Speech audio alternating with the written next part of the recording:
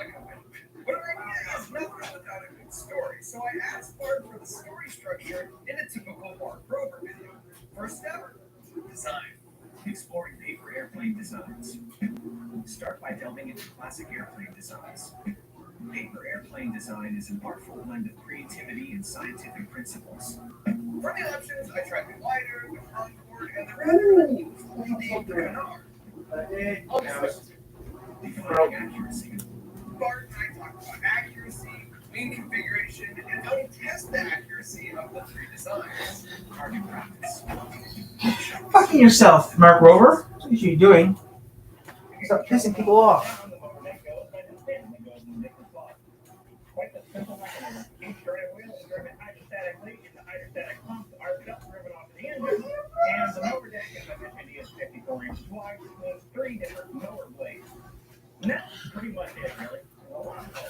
Okay, I'm just done doing what I had to do for today, so yeah. Let me tell you about some things that mildly annoy me before getting to the one really big thing that annoys me. I know I just whined about this, but I'll repeat it again.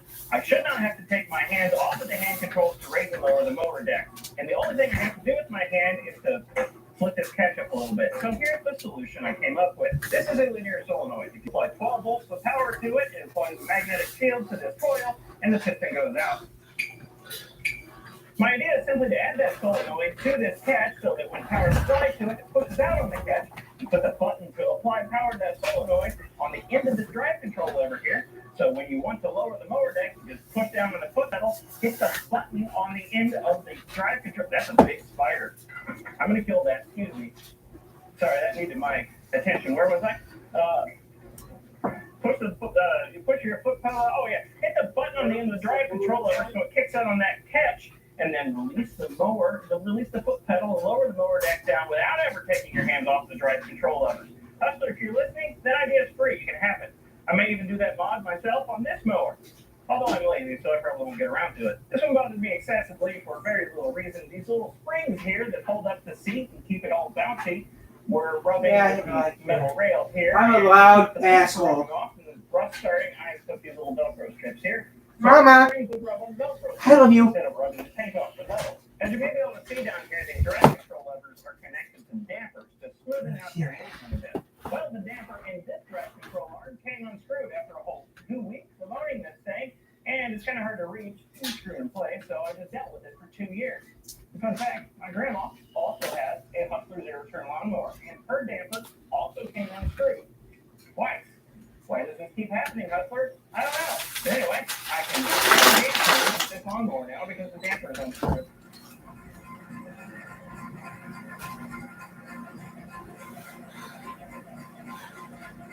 Way down there is the oil drain for the engine and the oil filter. Just below that plate, all that stuff is right above, are the drive belts for the hydrostatic pumps that drive the drive wheel.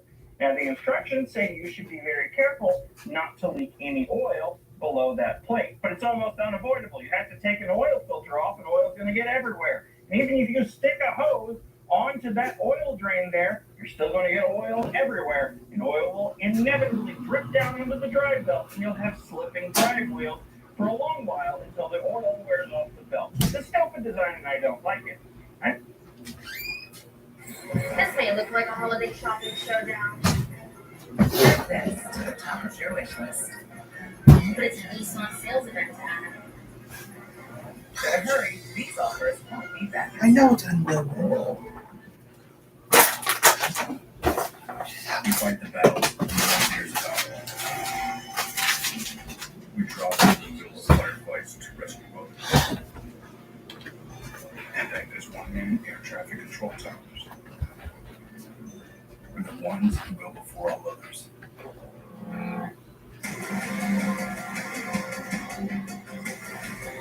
Join the fight.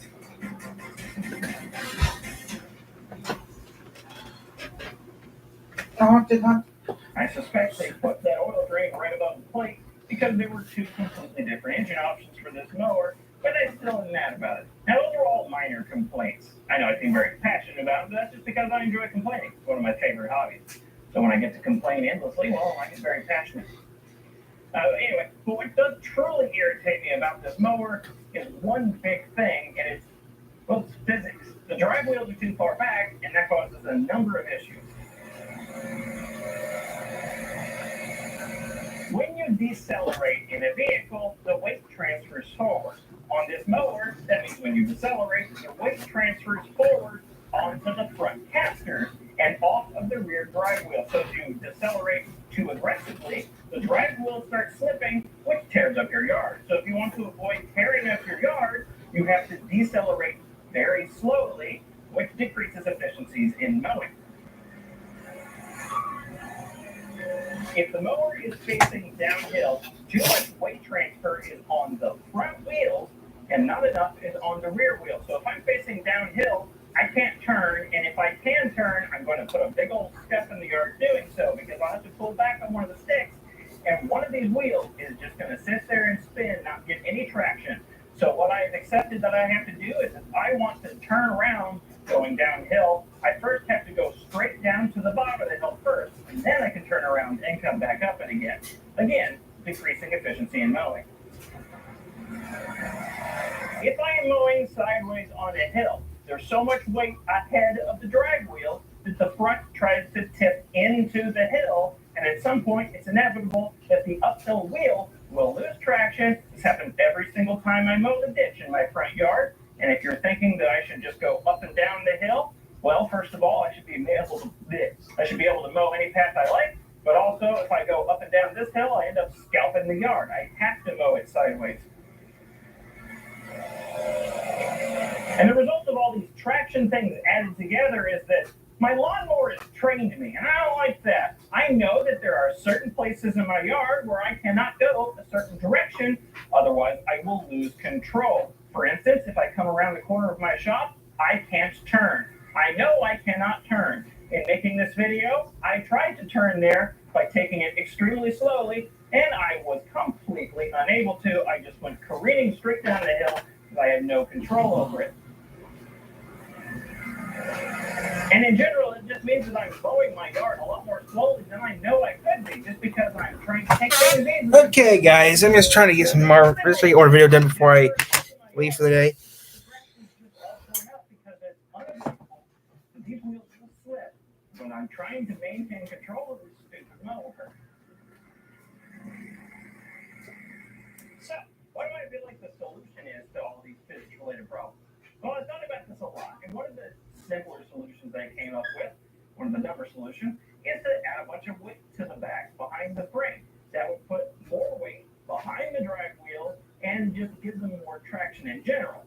But one big downfall of this solution, aside from it looking dumb, is that as it sits right now with no weight hanging off the back, I can make this thing do a wheelie. So if I add weight to the back, going up hills might become a bit of a rollover risk. Now, I think the real solution is to completely reconfigure the zero-turn lawnmower.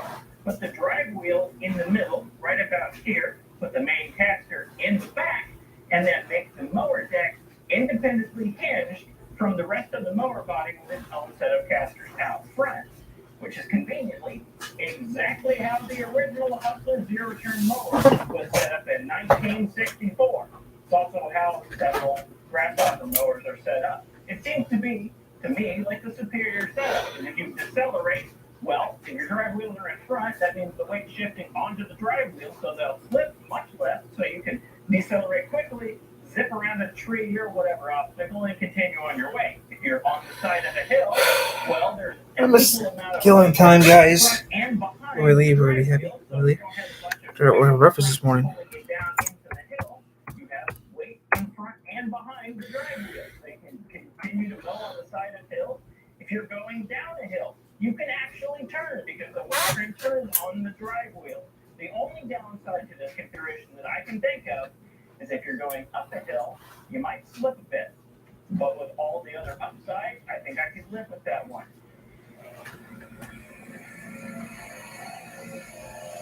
So what am I going to do about this lawnmower? Well, probably nothing. Works just fine. Mows my yard. Does everything I'd ask of it. I mean, I don't love the thing, but I also don't hate it. Apparently, I just need to complain about it for 10 minutes straight. Like I said, mows my yard just fine. So I'll probably keep it around for another couple of years.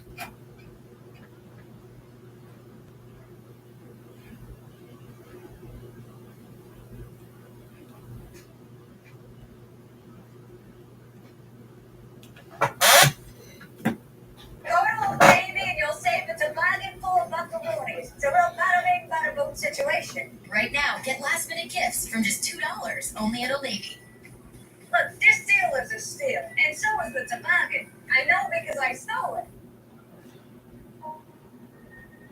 When we listen, we are unconfined, free to travel the worlds inside our minds. There's more to imagine when we listen. Audible.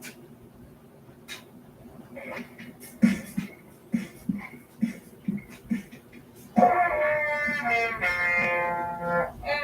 it's getting on and over there. The old staying inside job. If we're going to do it, we've got to stay at home. So, I'm looking. I've got this shed. I've got you lot to try and entertain and make projects for. And even I'm finding myself going a little bit weird. I'm calling it Lockdown Breakdown, and it does affect me.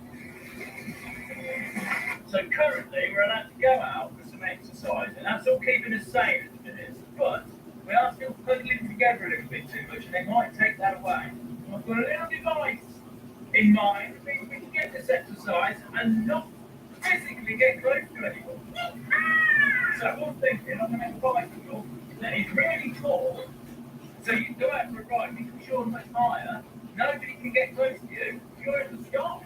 I'm not going to go ridiculously high with this, because we'll all have kind of an obligation to not hurt ourselves at the moment and need any hospital treatment, and therefore stretch the NHS any more than they are being stretched at the moment. So, I'm going to calm it down, but there's going to be a little surprise at the end of the video. If you think I'm being chicken, oh no. If that's somewhere up there, what's the seat? Yeah, 2 meters. Right, what I need to do is work out what bits of spike I need, how it's going to work. I think this one is, no, I don't know. You hate me, you just shoot me in the face. Just shoot me.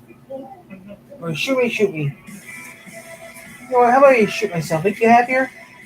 Wait, what? You're gonna do it because me. You won't believe it, but I already do a lot of this crap. I don't want to make money, okay? I got a job offer.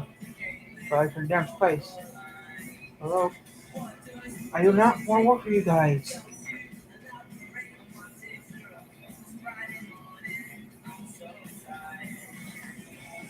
Since the place used to work for want me back, but I told him no. I put it because of a personal reason.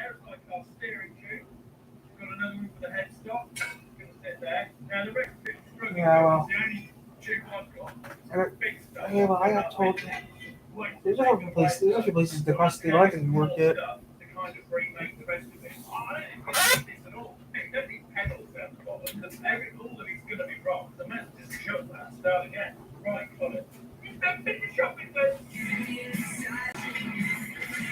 Wow.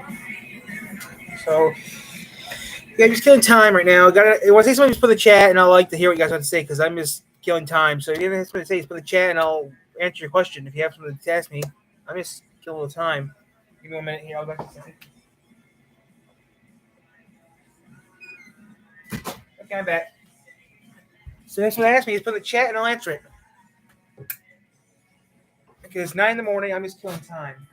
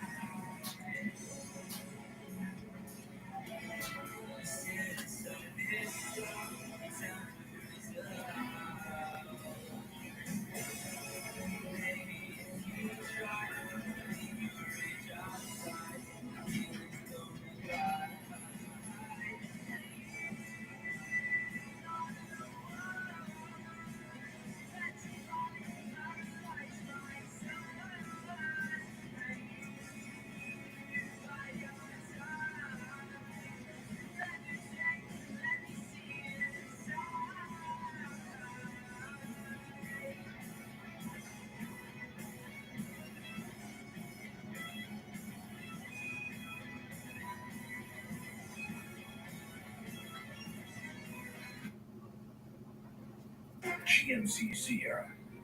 It's the truck. GM employee program participants with their current eligible GMC lease get this low mileage lease on this.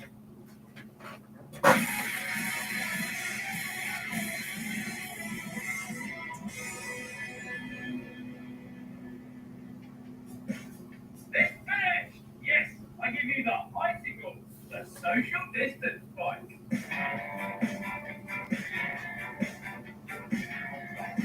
I cycle first.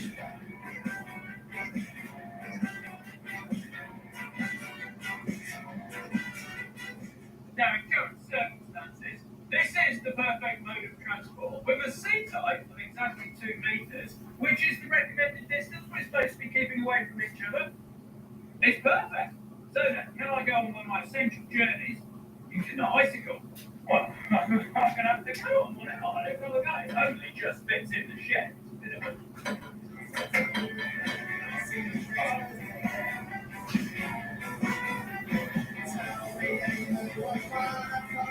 It's a tricky video to make.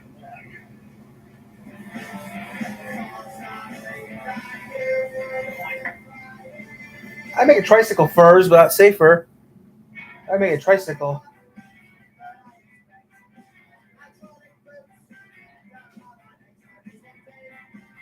This is actually really easy to ride.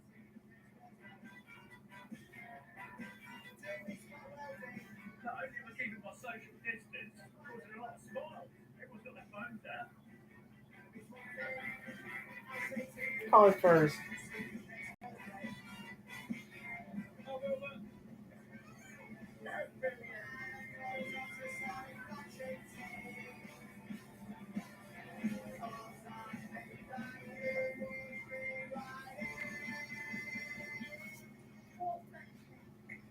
What the hell is the proper term? Now, because this thing's made of stainless steel, it's kind of like the DeLorean of bikes.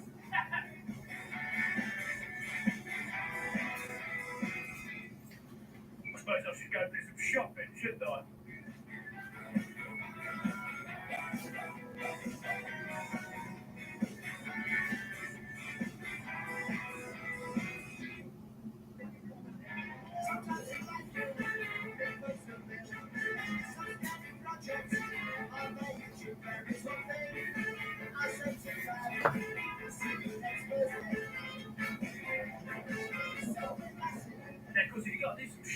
like an elderly person, rather than dropping it off on their doorstep, you can come it through the upstairs window. Is that for your mother? Is that for your ma? I think it's for your ma. Chopped up.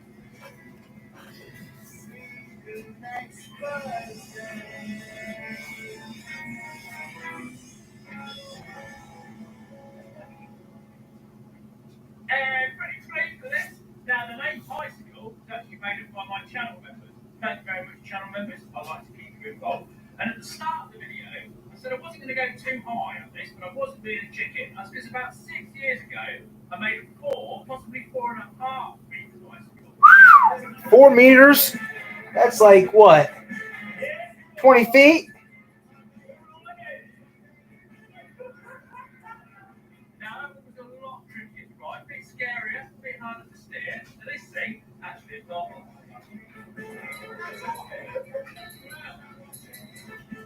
It's the chain, though. It'd kill me. The chain can kill you. Bending the chain. I worry about the chain. Physically and mentally. We've all been doing our bit what we can do in this strange time. I'm gonna stay out for 15 more minutes, guys, and get off at 10 o'clock because I got stuff to do today, and that's all I'm really gonna say. But yeah, I got more videos coming up in a few days.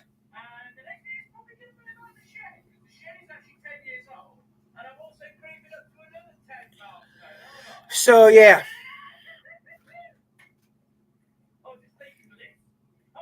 I do got something happening I am right now starting production of something. I can't tell you what it is yet because we're not there yet. We got a long way to get there, but I'm already starting production of something. What the production is, I can't tell you until I get the 1,000th one, then I'll tell you what that is. But please, subscribe and like, guys, because this makes me feel a whole lot better knowing that people like watching my stuff. I mean, no one's watching right now, but we do got some coming out for New Year's. Don't worry, New Year's is going to happen, okay? New Year's has already been planned out. We're doing New Year's. Everything's been planned out for New Year's and Christmas. But Christmas will not be live. It never is live because of 2 reasons. One, where I'm at. So it'll never be live. So I got pre-recorded Christmas starting soon. So yeah, that's going to be ready to go and stuff. People say, get a new camera, Tyler. This is a new car. This is a new computer. I spent over $300 on this computer for you guys. So give me a break. I spent all I can on computers. I have 2 computers. I have an old one that's fried practically. I got this one. I only have 2 computers, guys, and trust me, both computers worked their butts off until they died. I mean, I have an old Chromebook over there that still can get used, but I don't use it anymore. But yeah, guys, we're working best we can, making those videos for you guys.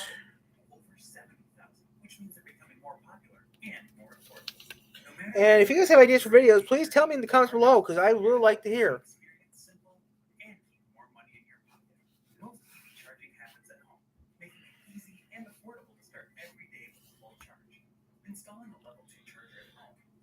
I wish I wore my ooh hat. Nope, not wearing my ooh hat. Oh, there's Panther hat. It's somewhere around here. It's broken, but it's somewhere around here still. But yeah, I like to wear my ooh hat sometimes. But today I'm wearing this hat because I need to wear it to work Friday. So my boss a boss of mine, can leave me alone because he doesn't believe me.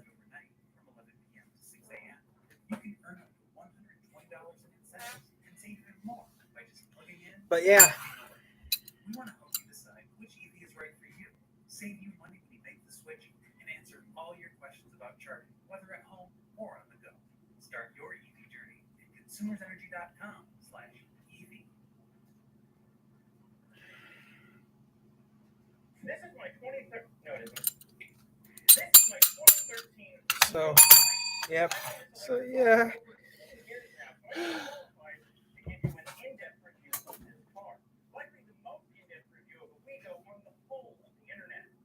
As if anyone asked for such a thing. Unfortunately, I've owned this car for so long that I've become deeply familiar with it, which has left me unable to describe it in a manner brief enough to adequately sum up my thoughts on this car for this review's introduction. Oh look, a pile of trash. I'm sure that's related.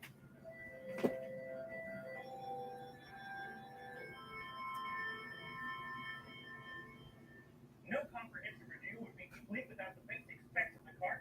So here's that. The battery pack is a 115-volt, 30 kilowatt-hour pack made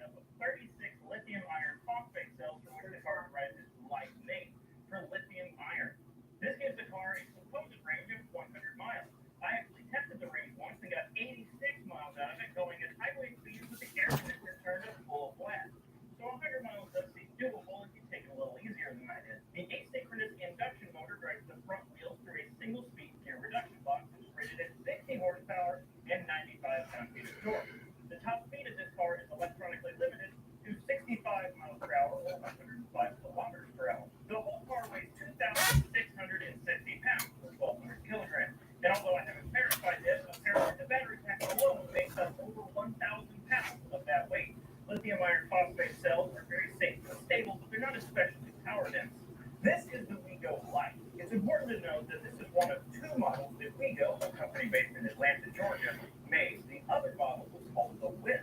The Whip was the same basic car as the Life, except it has lead-acid batteries, a much bigger motor, less than half the range this does, slightly different trimming and different headlights, and it's only capable of speeds up to 25 miles per hour, depending on local laws. It was sold as a low-speed vehicle or neighborhood EV.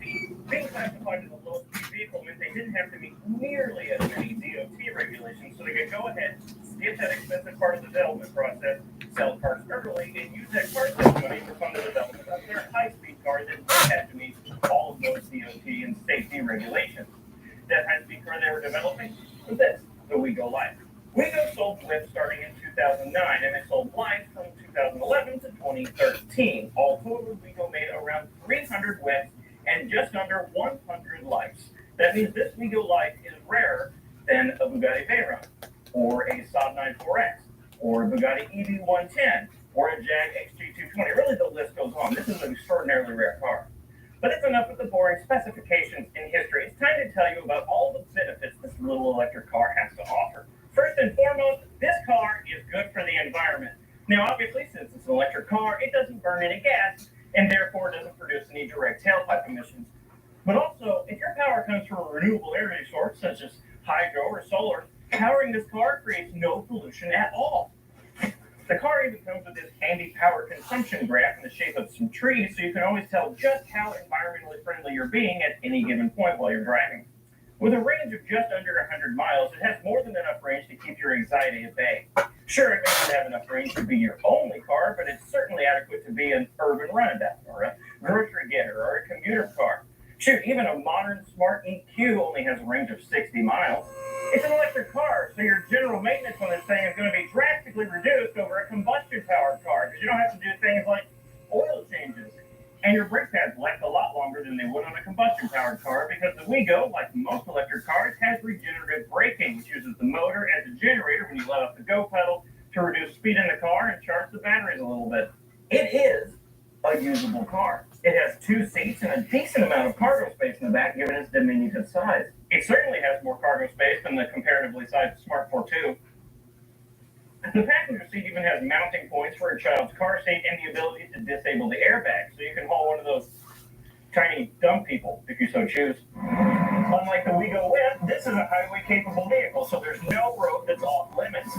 There may not be any cruise control, but the top speed is electronically limited to 65 miles an hour, so you can cruise on the highway all day happily with your foot welded to the floor and never worry about breaking the speed limit. Unless the speed limit's 55, of course. It has 3 different drive modes that allow you to optimize your driving experience. Leave the shifter in drive for normal mode and you get the medium selection of accelerative ability and the minimal amount of regen braking. Press in the eco button to the right of the shifter to activate economy mode and you get slightly reduced accelerative ability and maximize regen to prolong the life of your battery. Put the shifter 1 notch down into S for sport mode and you get maximized accelerative ability and minimal regen braking. But hang on, I'm not done. Unlike most other cars, the WeGo can be in sport mode and eco mode at the same time. It's just a matter of putting the shifter into the S position while having the eco button pressed in. This gives the car maximized acceleration and maximized regen. And since I like both of those things to be maximized, this is how I choose to drive my WeGo most of the time. It has such modern conveniences as air conditioning, AM/FM radio, power window, power mirrors, power locks with remote entry, tire pressure monitoring, and a digital dash that shows you the amp draw or gain on the battery, the state of charge, the battery voltage, your current power consumption, and your current speed. It has safety features like dual airbags, anti-lock brakes, and 4-wheel disc brakes. Overall, the WeGo is a usable electric city car with adequate range and enough features to keep the average car buyer satisfied in daily use. It's an interesting prospect on paper. It's just too bad the whole car is an atrocious pile of garbage and easily the worst new production car sold in the United States in the past decade. I want sex so bad, but I don't have sex anymore. Right, like I really have that. That'd be funny, but yeah.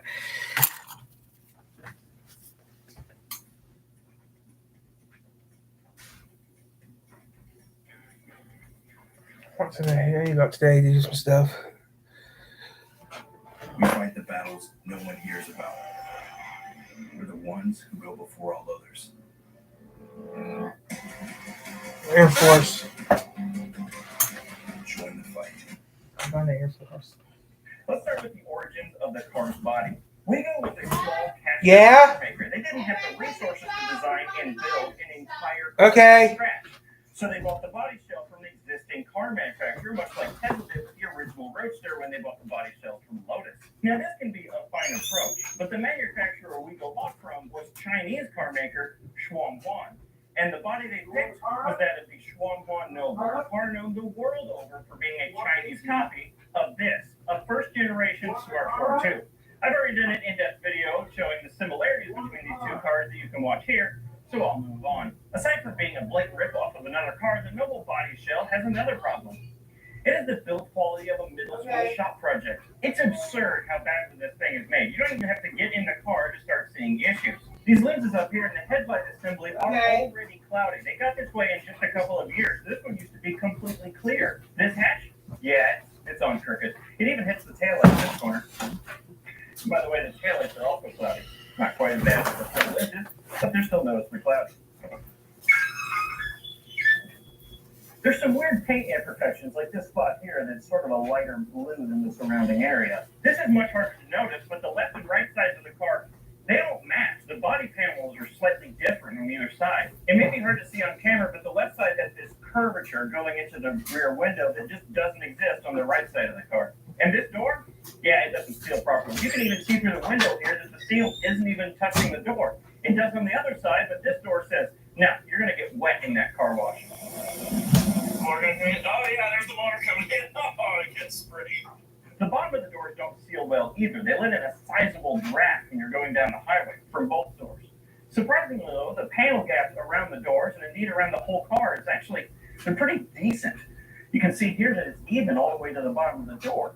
It's the same way for most of the rest of the car. But that's just the exterior. What about the interior? Auto journalists like to complain if a car they're reviewing has hard, cheap plastics making up bits of the interior because it gives the car a cheapish feeling, a feeling of cost cutting. Well, friends, let me tell you, the Wego's interior takes that cheap feeling to a whole new level. Not only is every bit of this interior made of cheap, horrible-to-touch plastics, it's also all falling apart.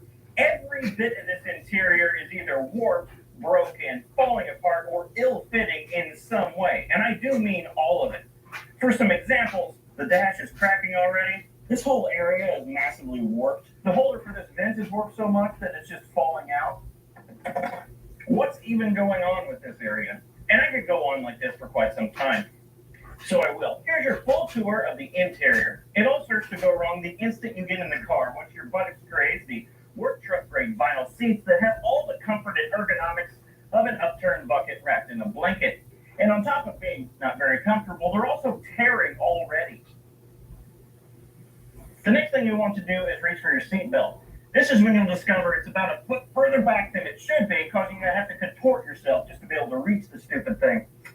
Already the lack of attention to detail is starting to show. Moving to the dash, I'll start with the climate control. It's just 3 knobs and a slider. The center knob is also a button that switches between the heat and air conditioning. Fine, right?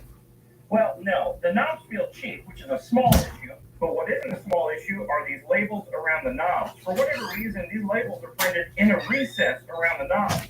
This means you can't see what's printed on most of the labels unless you look at the knobs from dead on. You can't see most of this label from any other angle, including your seating position, which is annoying. Just below the climate control is the radio. This is just some cheap radio they bought off the shelf, and it's what came installed in the Wego from the factory. It's a total afterthought. Just below the radio is a blank switch, a power outlet, and the rear window defroster switch. Just above the climate control knob is one of 3 climate control vents in the dash, and just above that is this tray. This tray insert and this screw cap and this whole surrounding area are quite badly warped from the sun, and it was like this when I got the car 2 years ago. Down to the left of the steering column is the fault light switch. It's surrounded by this incredibly warped piece of plastic that likes to fall off all the time. The Wego does not have a glove box, but it does have this nice curved piece of plastic that is completely hollow and serves no purpose other than to ape the appearance of the dash in the smart car. Just below that is the airbag. On the steering wheel, there's 2 horn buttons, one on either side, and an airbag in the middle. The stalk to the left of the wheel controls the blinkers and the lights. The stalk on the right controls the wiper function. Pretty standard stuff, except the rubber boot at the base of both of these stalks is almost completely disintegrated. The steering wheel cover doesn't fit right at all, and the plastic surrounding the airbag and the steering steering wheel is quite visibly warped. Between the two great vinyl seats is the center console. In this center console, there are 3 cup holders, 2 of which are too small to be used for most drinks. The handbrake